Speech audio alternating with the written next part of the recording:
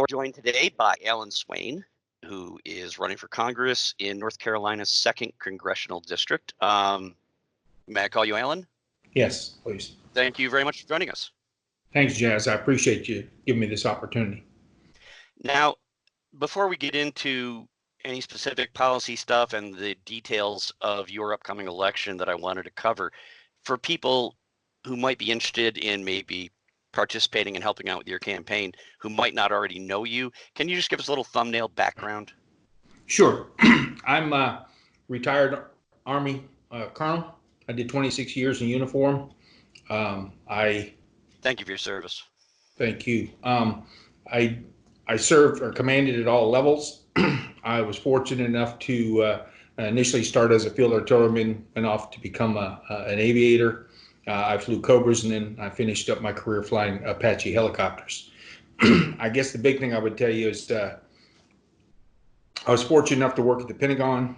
I worked on the Army staff, and then later in my career, I worked for the Joint Chiefs of Staff. Commanded at all levels, like I said. I took my Apache unit from Germany. We self-deployed, and I was the Aviation Task Force commander that went in to do the peacemaking and then the peacekeeping mission in Bosnia. Because of that success, they moved me back to Joint Chiefs of Staff, where I oversaw Bosnia peacekeeping operations, and then also went to the Kosovo Air Campaign. They rewarded me with my promotion to full colonel, and then I went and worked at the White House for both the Clinton administration and the Bush administration, Bush 2. Bush 43, After that, I got out of the uniform, joined up forces with a couple of retired Air Force officers. We formed a company, started a small business, learned how to do payroll, learned how to hire, learned how to win contracts. And then by the time I left in 2015, we had made that company from a $2 million company up to $35 million. So I've tested the waters as a small business entrepreneur. We were successful. And then I came down here to North Carolina to be with my grandkids, help raise them. And then the opportunity came up. I was called to serve a second time. And I look at this opportunity to be the Republican nominee for the Congressional District 2, which is Wake County, 75% of it in North Carolina, to go serve again up in Washington, D.C. Fantastic. Now, it's my understanding that one of the reasons that the current representative made the decision to step aside was that you underwent some redistricting. Is that true? Correct. That's correct. North Carolina, the judicial system went through some machinations last summer and fall and redistricted all 13 districts for the state of North Carolina. Our district went from right-leaning to left-leaning. Some would say more than left-leaning. But there's a Washington Post article from December of 2019 that considers this to be a toss-up, D +5, or favored towards Democrats 5% or less. So we consider this to be a toss-up. It's a completely new district. It's never, the constituents, 850,000 approximately, have never had an opportunity to elect someone with these new boundaries. So we consider this to be a chance at not only retaining District 2 as red, but really this is a brand new CD2 district, and we want to keep it red.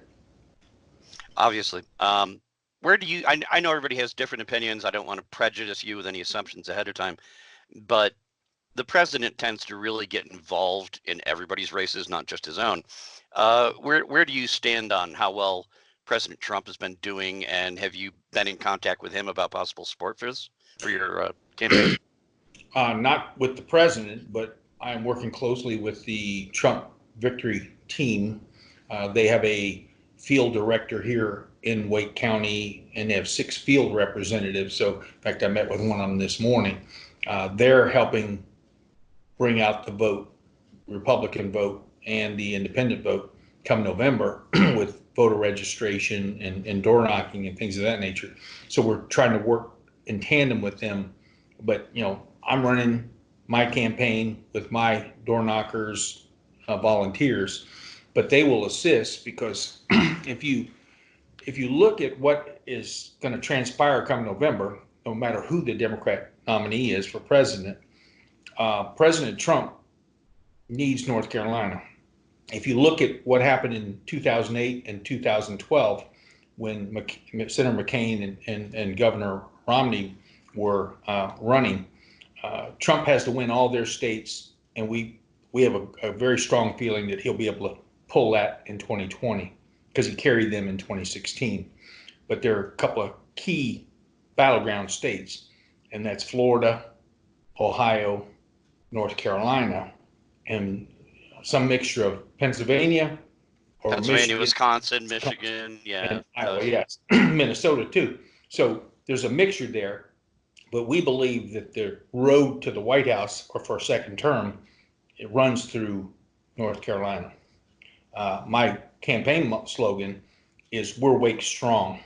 I want to represent all 850,000 constituents.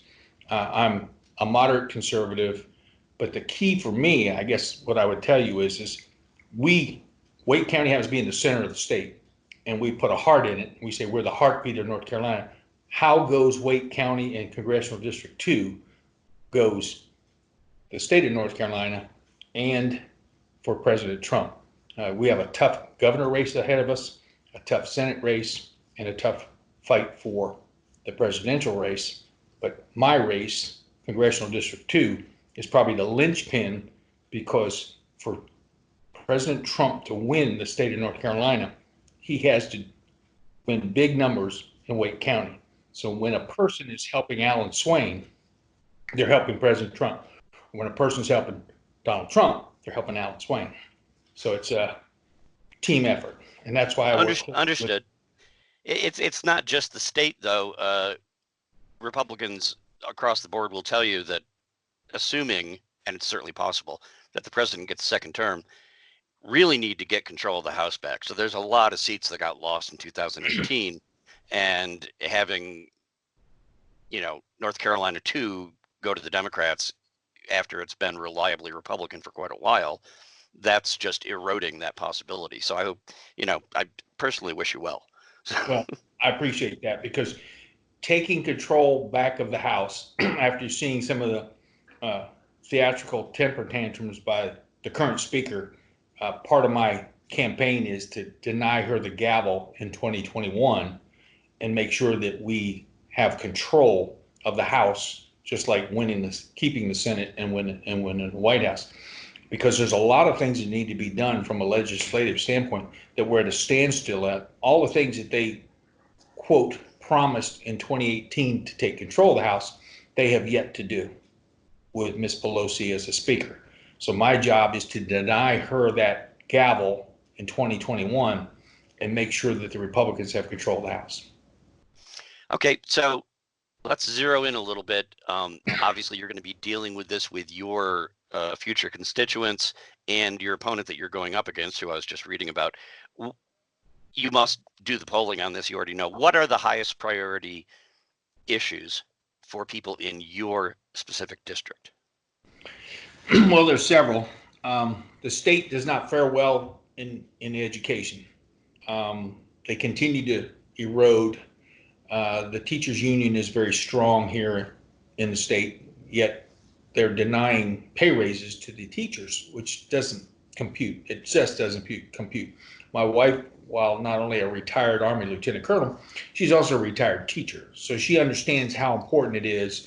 She was special ed in Spanish, that teacher pay and our whole education system is predicated on how active and how participatory the teachers are in helping the children learn. Yes, we do need to help with certain things, such as helping the children learn to read when they're young, because I learned it with my children and with my grandkids here, that you teach them how to read, they blossom, and that's what we're trying to do. But I'm for school choice, because when the system is failing the children, when the state and the unions are running the school system, how do we try and improve that? Well, we need to give all nationalities, all multicultural organizations or minorities, they should have the same right to send a child with school choice with a voucher to go to, whether it's a parochial school, a charter school, something of that nature. But we have bigger problems here in North Carolina, and I could go into other issues, but just in the area of education, when you look at the unemployment numbers and you look at the numbers that came out today, almost 100,000 people more for jobs. People are now realizing we have more. We have 1 million people out. We have 1 million people less than the jobs available. 6.3 to 7.3. In other words, there's 6.3 million on the unemployment rolls. There's 7.3 million jobs available. Our problem is we have a skills imbalance. Not everyone Right. needs to go to college. Not everyone needs to get a non-science related degree. Liberal arts degrees are not the way of the future. So what we need to be looking at is how we move funding into the trade schools, whether it's community colleges, the trade schools. In North Carolina, if you get your electrical license, plumber's license, or HVAC license, you can make $80,000 to $100,000 a year and raise a family in North Carolina. A lot of people don't realize. Not just there, sir. I will tell you. I have That's friends exactly. right up. I live in upstate New York, and I have neighbors here who are only in their late 20s, early 30s, who don't have a college degree, who work in HVAC. A couple guys I know that are in plumbing who already own their own homes at an early age, and they have no college debt. So I'm not saying that's for everybody, but yeah, I think the media does an injustice to people, giving the impression that everybody has to have a master's degree, even if it's in Yeah. women's studies or something, Yeah. So I mean, when you talk about North Carolina in education, you want us to be the heartbeat of North Carolina, which is our slogan, but we also want to be that magnet that attracts people. The Raleigh Triangle, the RTP, Raleigh, Durham, Chapel Hill, mhm. significant growth. It's been that way for the last couple of decades. Projections with the census that is ongoing or will go on this year in 2020 is for sure that North Carolina is going to receive at least one new congressional district because of the significant growth. Just so you know, the per capita income for the state of North Carolina is $52,000. You can still do well with $52,000. But Sure. here in Wake County and Congressional District 2, it's $77,000. Holy cow. Big difference. So we have problems with, even though we have several medical universities here at Chapel Hill and Duke, significant engineering programs, an outstanding vet program at NC State. The universities are attracting a lot of people, but the cost of living in North Carolina and in Wake, that's why you hear about Cary, North Carolina, and Raleigh. They're always in the top group of cities that people are attracted to nationwide. So we want to keep that. Not only do you want to improve the education in the public school system, and we think school choices is a significant way we can improve what's going on here with the education scores, but we need to be doing something about our transportation infrastructure. Now The you we have mentioned. I'm sorry. Go ahead. I was going to say, we have two beltways, but we haven't completed 540, which is the outer beltway. But the growth exponentially in the Wake County area is amazing. So I guess what I would tell you is finding federal dollars to come in and help improve some of the main arteries and complete the second beltway are critical. I will go fight in Washington, D.C. as a representative to find those dollars so we can improve the interchanges. A lot of them don't have clover leaves; they just have lights. That's backing up traffic, and movement is probably the most critical infrastructure. Improving the bus transportation in the city and the environs is also important.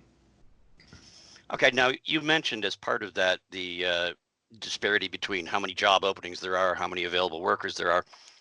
That sort of ties into another issue I wanted to ask you about.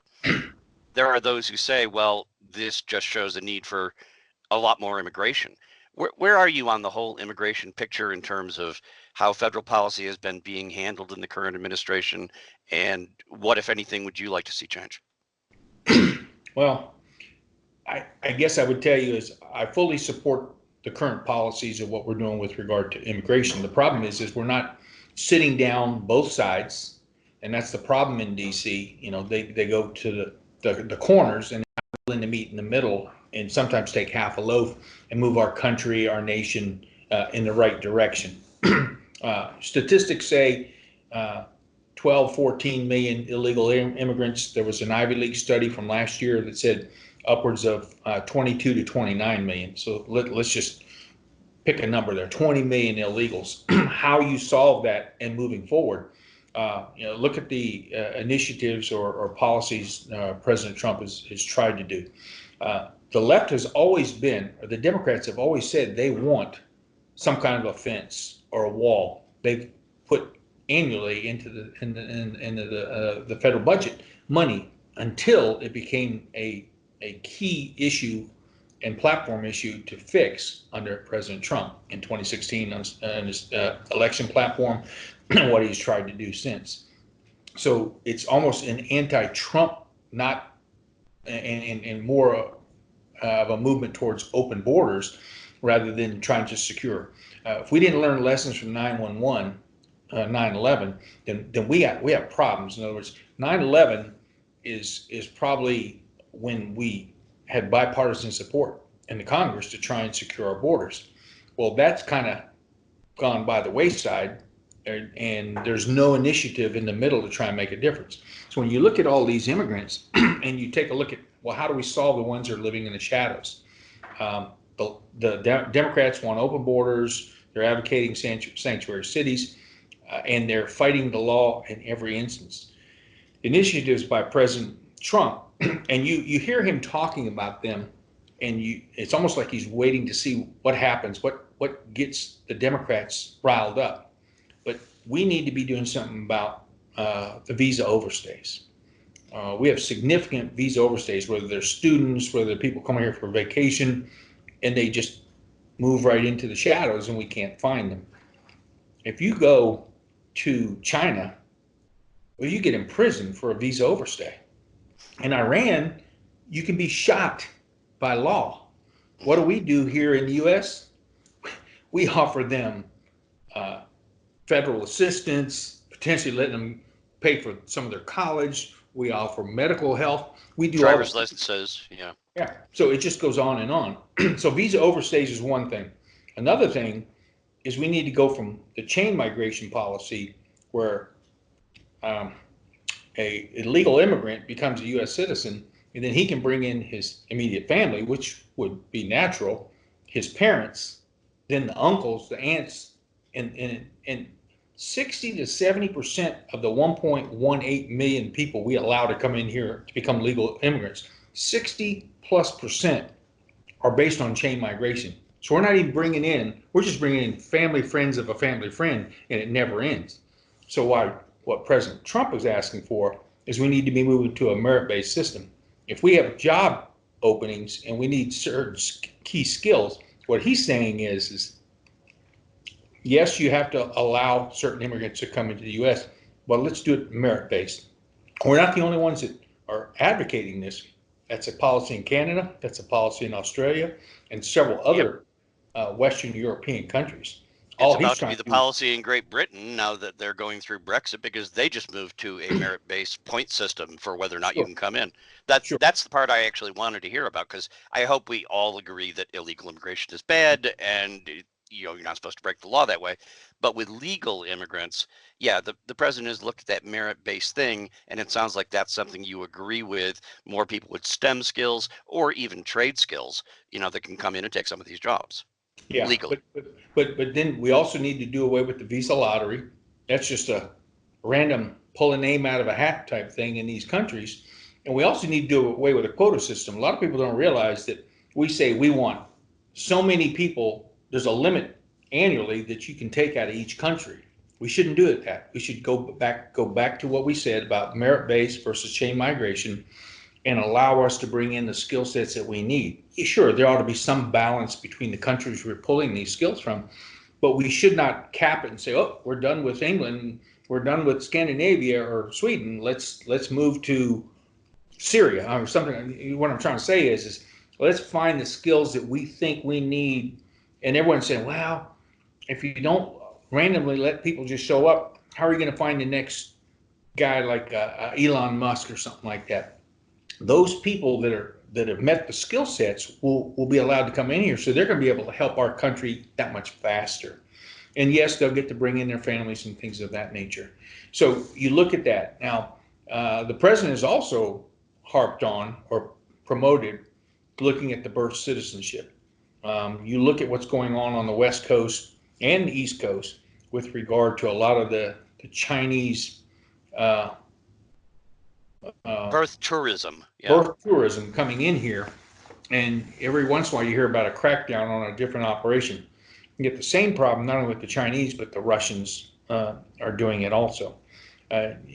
We can't help what's going on in Hong Kong or Taiwan or mainland China, but they're just using us as an insurance policy, because the person may have on paper saying that they're 7 months and they're allowed to travel to the U.S., but they're really 8 months pregnant. They have the baby here. They stay around to get the baby a passport, and then they take the child back to Hong Kong or whatever country.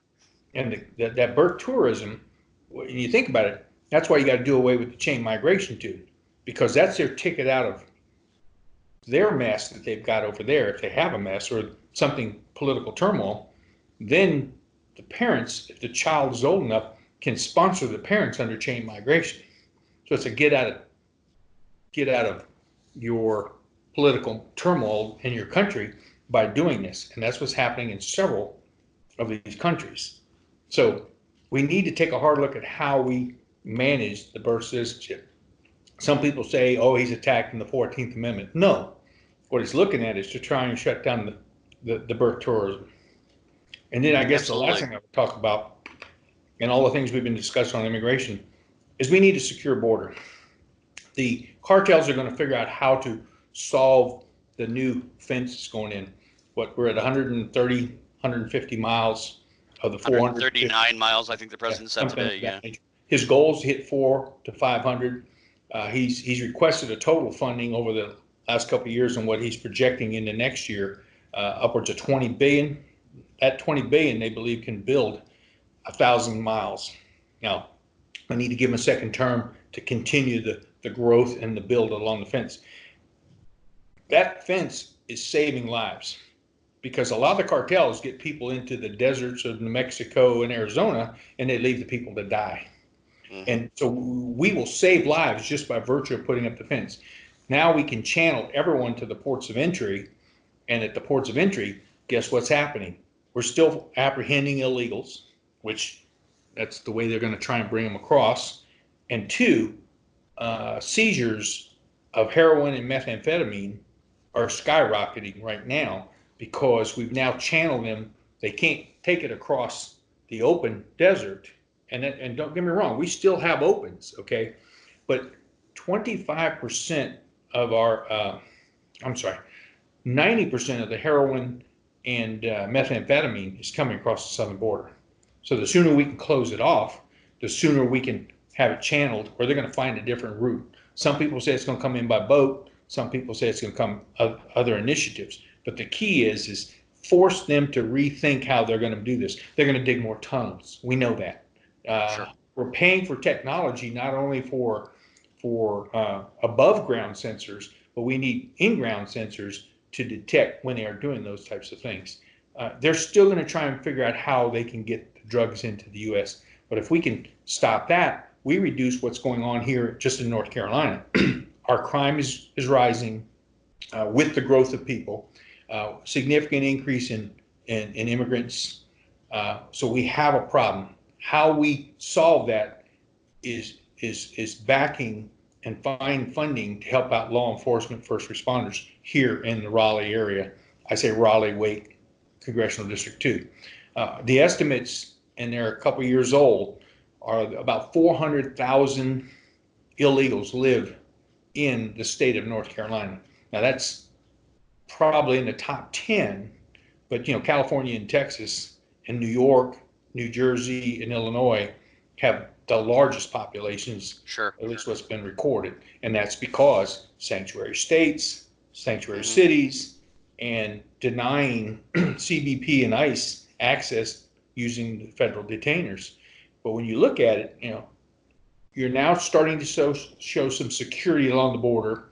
You're channeling the problems at the border to the ports of entry. So now, just initiative 2 weeks ago, the president and DHS are now farming out some CBP officials to go help in some of the things, the 10 toughest cities, I guess. It's like Atlanta, Baltimore, Washington, D.C., Detroit, Chicago, New York, LA, San Francisco, and that's 8 of the 10. I can remember the other 2. But maybe it's Dallas or something like that, or Houston. But the 10 Houston, yeah. cities, the 10 cities are just the start. A couple things going on.